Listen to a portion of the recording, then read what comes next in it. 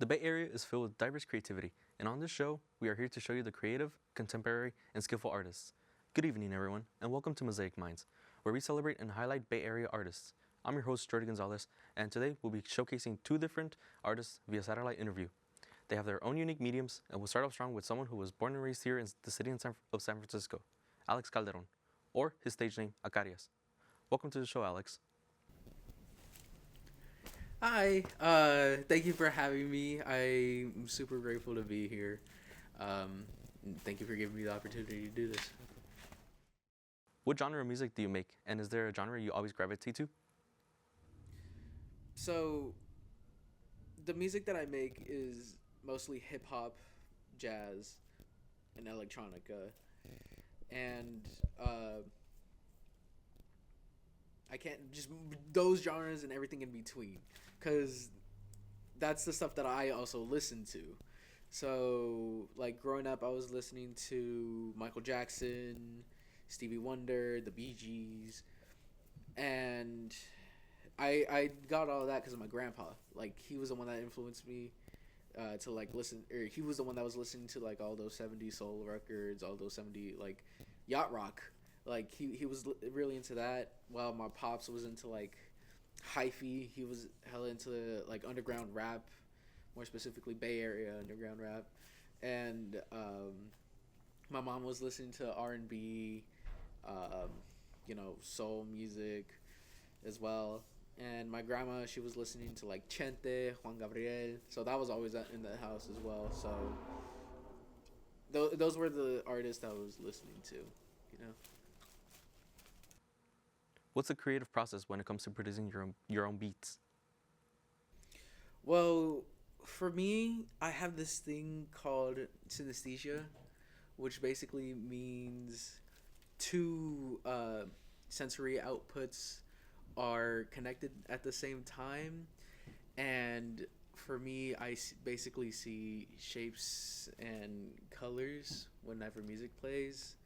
So for me, whenever I hear a sample, I feel like, or whenever I'm working with, the piano or the bass or whatever it might be, the colors sort of guide me, and sort of like they guide me in the right direction, and I'll know when the track is finished when everything is a coherent color.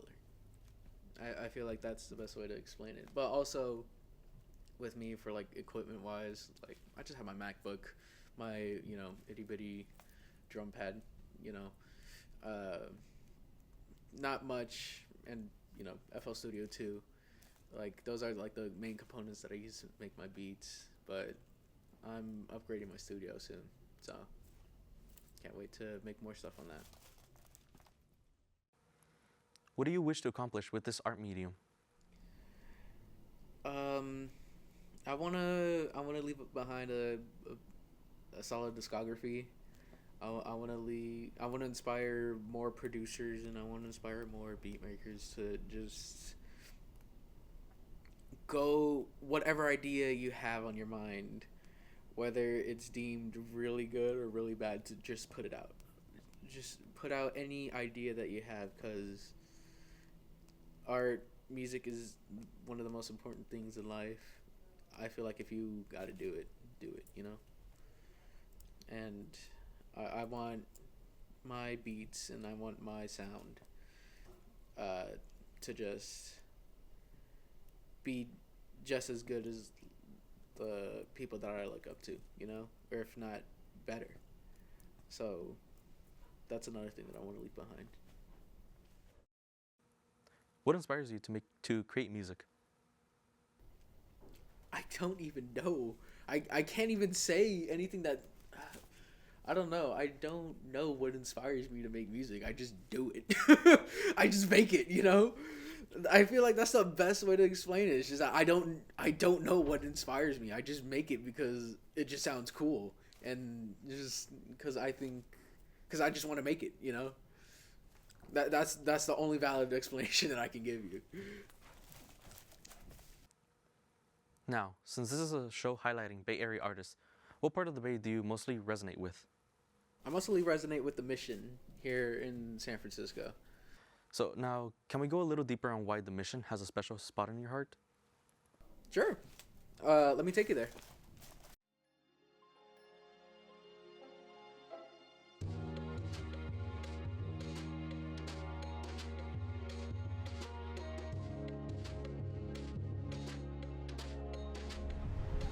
The reason why to me the mission is so special is because one, I grew up here. I've been living here for 19 years of my life.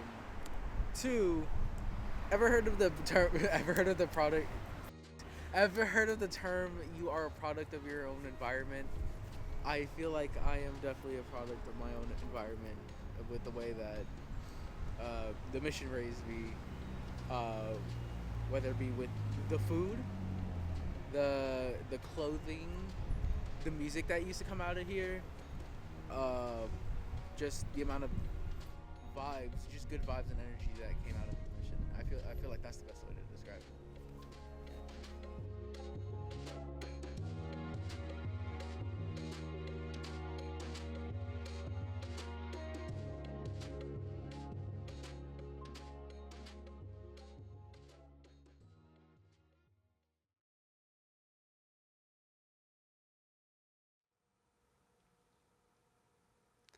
Our next guest is from San Jose, bending pixels into portals, crafting digital worlds where surrealism meets the dream state. She may look like a pop star girl, but she's one of the Unk types. Please welcome Finn Nguyen. Thank you for having me. Now, let's get right into it. When did you realize your style of art suited you better? Well, growing up, I have to deal with so many questions on my identity and my culture, and being multicultural and being an international student. It's not easy to balance my life in the West and my life in Asia.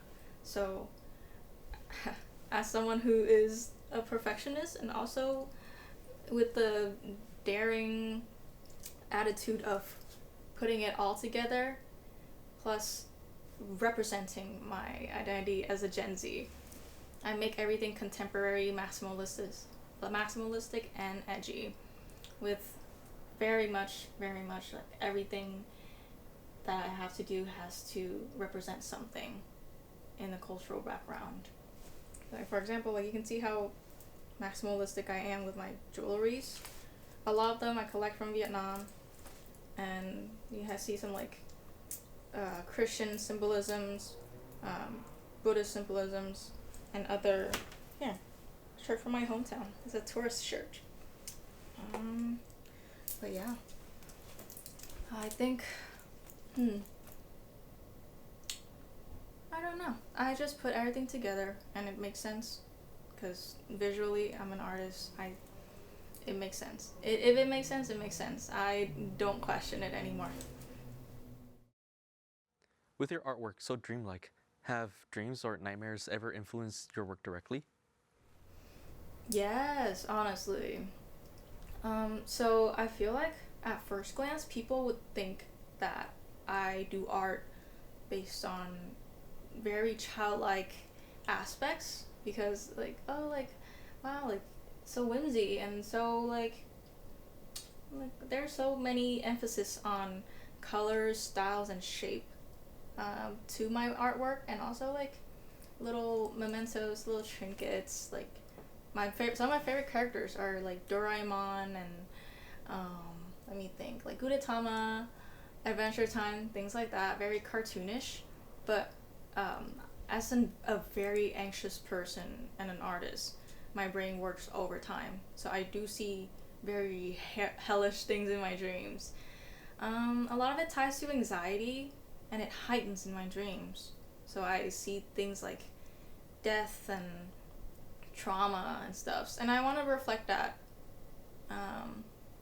in my art too.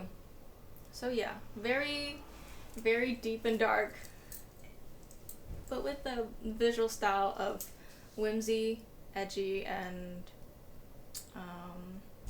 maximalistic again. Yeah.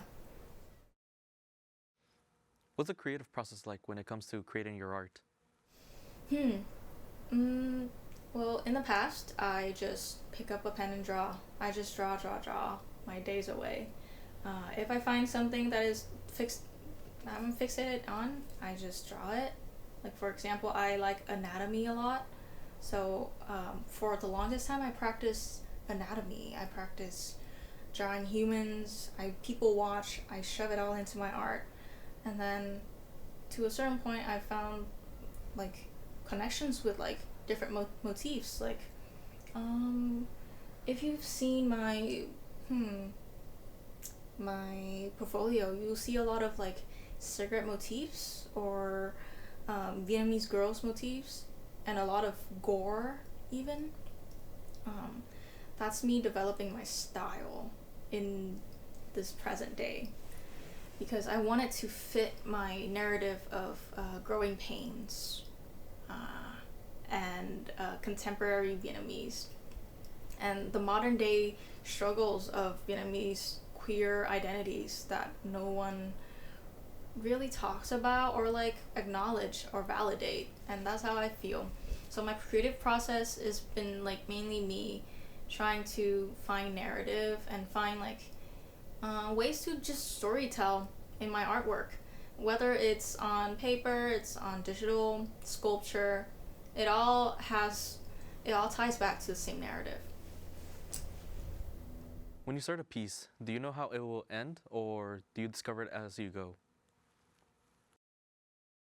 That's a great question. That was my biggest problem. That was my biggest struggle back then for the longest time. I'm like, how do I know if my piece is done? Like, am I feeling satisfied? How will I satisfy like my taste, my standard for my artwork? But then that is part of my growing pains. I'm not gonna lie. And I feel like a lot of young artists struggle with the same thing. Like, why are you feeling so uncertain? Why are you feeling this way? Then you have to realize that, like, what is your priority? Do you want to, finish one thing and then finish many others? Or do you want it to be, like, one of the most important pieces in your entire life? There's always a balance. I'd say at this point, I'm satisfied with my skills. And I take my time. Honestly, I do so many sketches, and if I feel like, oh, I can always render this a better way, I can always do a bit more studies and find a better approach to this to finish it later, I'll just leave it and start something new. There is always an option like that to optimize your time, efficiency, and your own satisfaction as an artist. Is there anything you'd like to accomplish with your art? A lot, honestly. A lot. So being here in the US has been such a privilege for me. My families are from like a very small town in Hue, Vietnam. It's very historical, it's very beautiful, but I feel like so much has gone to waste because no one knows how important and special that place is, especially nurturing artists. There are so many great artists that comes from there, but then they have to leave because they have to find themselves, and then they forget about all of that beauty. And so my job here as an artist is to discover my own heritage through a lot of things that I have to research on my own with the help of some of my other Vietnamese friends.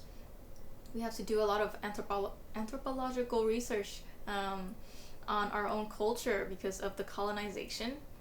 And my job is to incorporate mixed media, new media, digital media to help tell a story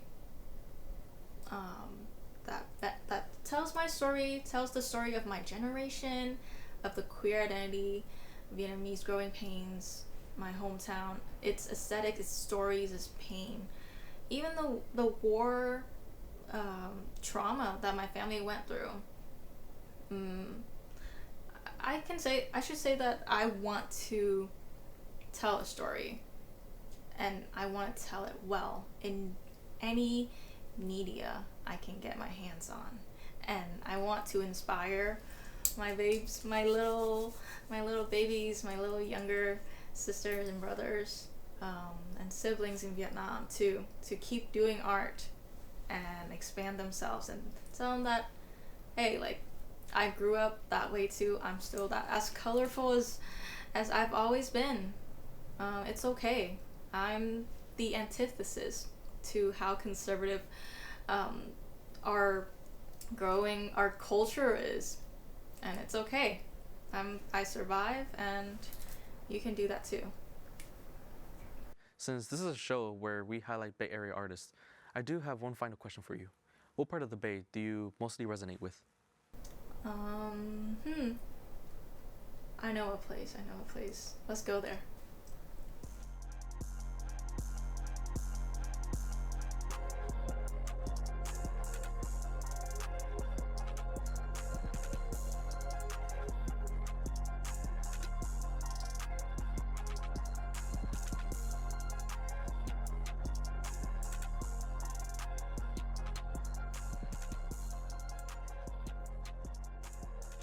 Hey, we're here. This is Game Shop downstairs in the middle of downtown San Jose. It's very hidden, but that's what I love about it. Hole in the ground. Well, what makes this space special for me is that I find so much inspiration from all these like retro devices and compartments and stuffs. Like on the monitors, there are some like very old school like Mac stuffs on it. Like there are games and they're like paint. I don't know. I don't grow up with this. I'm not gonna lie, because in Vietnam we don't have things like this. But my dad always collect them from the U.S. when he was still studying abroad, and now that I'm here, I get to actually learn about them, and it fits my major as digital media art. And my professors always be talking about this, and now I see the beauty of it. So I come here for inspiration, and it reminds me of my own home too, of how like clustered and like maximalistic and, you know, everything is collected. One day I want to, you know, just buy a monitor and like start working on it for like my maybe for my capstone or for my like projections, circuit bending, something like that. And yeah, there are like a lot of other like merch and stuff too. So far I haven't found any like merch I really want to buy, because I guess like different culture and like consumption, but still they're like cute little like tiny little monitors I want to work with, and like controllers.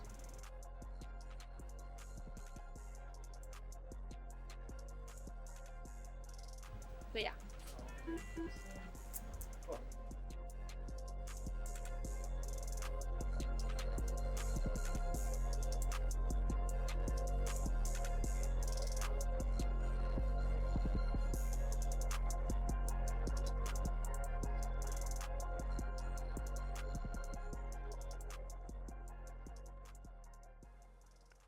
Thank you all for watching the show. And if you'd like to support these amazing artists, there will be URLs displayed shortly with their respective platforms, so you can continue to support these artists. Until next time, I'm Jordi Gonzalez. Thank you for watching.